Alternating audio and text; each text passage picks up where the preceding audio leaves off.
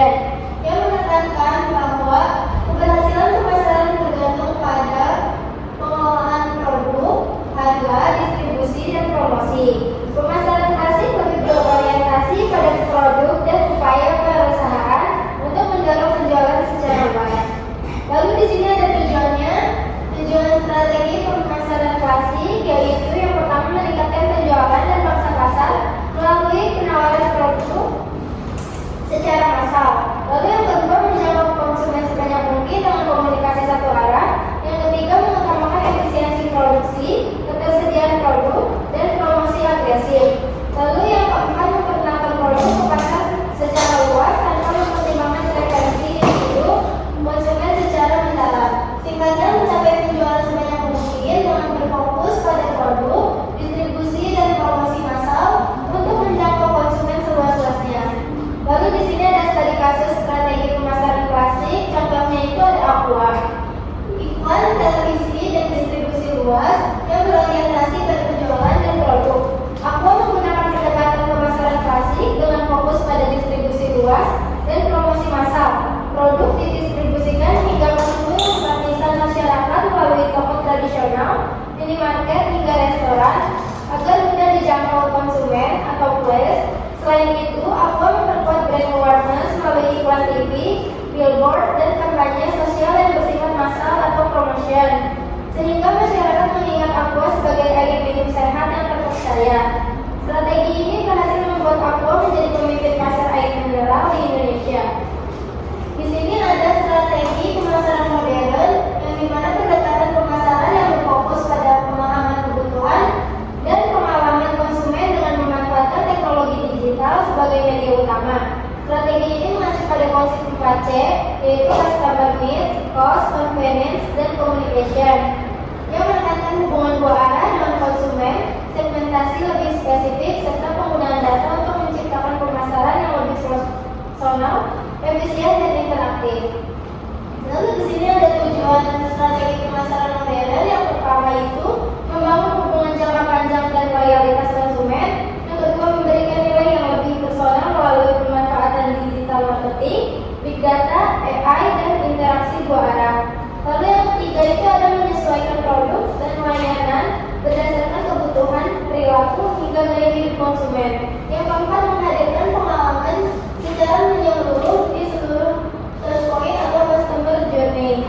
Sederhananya, pemasaran modern berfokus pada bagaimana perusahaan dapat memproduksi apa yang dibutuhkan konsumen, bukan hanya sekedar menjual produk.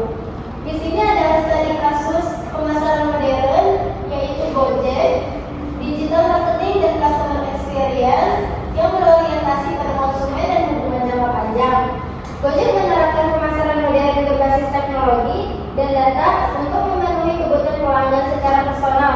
Melalui aplikasi mobile, Gojek menyediakan berbagai layanan seperti transportasi, pesan makanan, dan pembayaran digital atau customer needs. Dengan akses yang cepat dan praktis atau convenience, Gojek juga memanfaatkan data pengguna untuk memberikan promo yang relevan dan komunikasi dua arah melalui media sosial atau communication. Pendekatan ini memungkinkan pengalaman pelanggan lebih personal sehingga meningkatkan loyalitas dan pertumbuhan ekosistem digital Gojek. Di sini ada kesimpulannya, yaitu strategi pemasaran merupakan salah satu komponen penting dalam keberhasilan perusahaan untuk mencapai tujuan bisnisnya.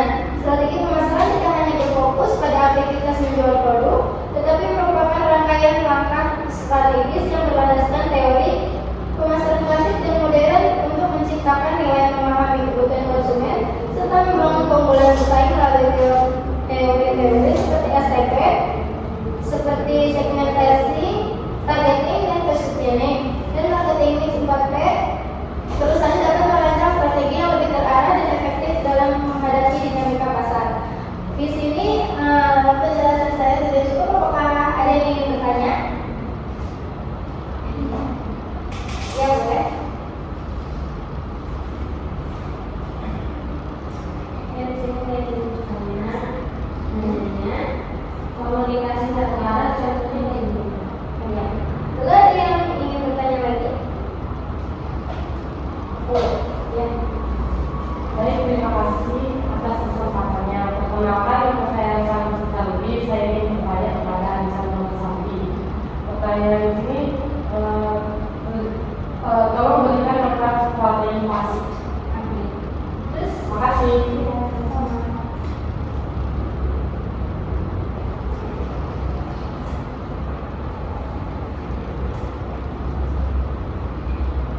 mungkin saya ingin menjawab melalui komunikasi satu arah kali ya.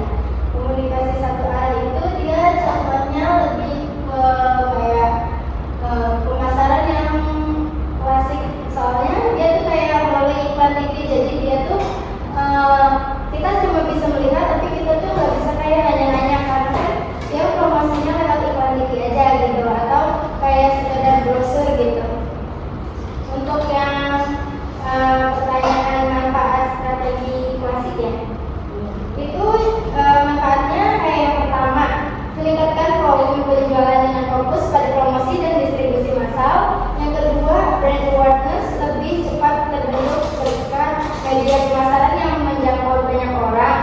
Lalu yang ketiga, struktur dan konsep pemasaran jelas melalui penerapan 4P dan STP. Lalu yang keempat itu mendorong efisiensi produksi karena target pasar yang luas memungkinkan produksi massal. Lalu di sini ada yang ingin bertanya lagi? Iya, boleh. Saya di sini saya kadang-kadang mau menanya, menjelaskan SPP dan contohnya seperti apa. Baik, di sini saya akan menjelaskan.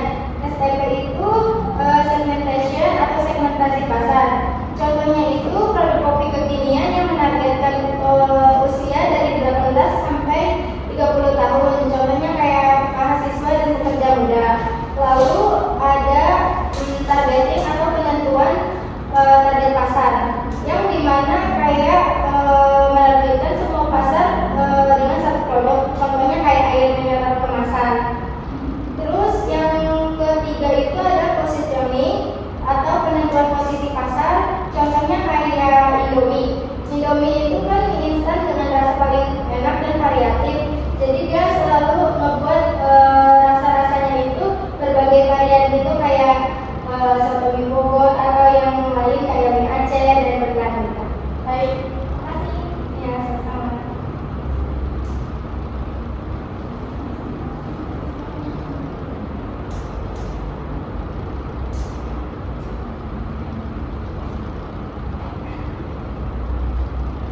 Ada yang ingin bertanya lagi?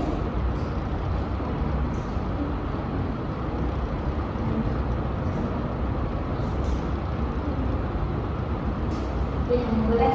Tadi kan di slide-nya kan ini langsung aja ya, karena di slide itu ada 4C ya. Ya. Coba apa itu 4C dan apa itu contohnya? Baik. Sebelumnya di sini saya akan menjelaskan apa itu 4C, yaitu customer need, cost, convenience, dan communication. Yang pertama, customer need atau kebutuhan pelanggan, yang dimana kebutuhan dan solusi yang diinginkan pelanggan itu bukan hanya produk. Contohnya kayak konsumen membutuhkan makanan cepat dan praktis. Nah, perusahaan menyediakan makanan siap saji. Terus kayak konsumen itu membutuhkan skincare yang aman buat kulit sensitif. Berarti produknya harus diformulasikan tanpa alkohol dan vakum kayak gitu. Terus yang kedua itu ada cost atau biaya bagi pelanggan. Nah, biaya bagi pelanggan itu kayak total biaya yang dikeluarkan pelanggan, bukan hanya harga produknya, tapi kayak waktu, terus tenaga sama resikonya. Contohnya itu kayak Shopee. Shopee kan menawarkan harga yang murah, terus kayak gratis ongkir dan cashback kan, sehingga biaya total yang dirasakan pelanggan itu jadi lebih murah. Terus ada convenience atau kemudahan akses. Nah, kemudahan akses ini kayak kita pelanggan dapat kemudahan kayak mendapatkan dan menggunakan produknya, kayak contohnya ada Netflix. Netflix memberikan kemudahan menonton film kayak kapan aja, di mana aja melalui smartphone, laptop, atau smart TV. Terus yang terakhir ada communication atau komunikasi. Di sini ada interaksi dua arah antara perusahaan dan pelanggan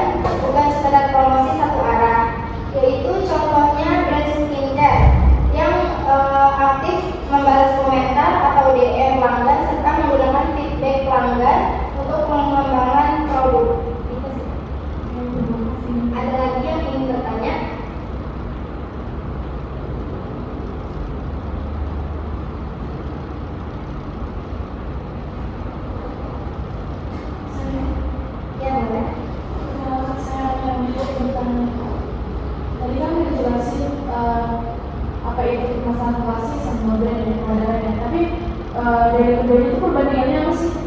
Perbandingannya, baik di sini saya akan jelaskan kayak kalau di sini kan pemasaran klasik itu dia lebih kayak yang fokus buat nyampein kayak komunikasi satu arahnya, contohnya kayak iklan TV gitu.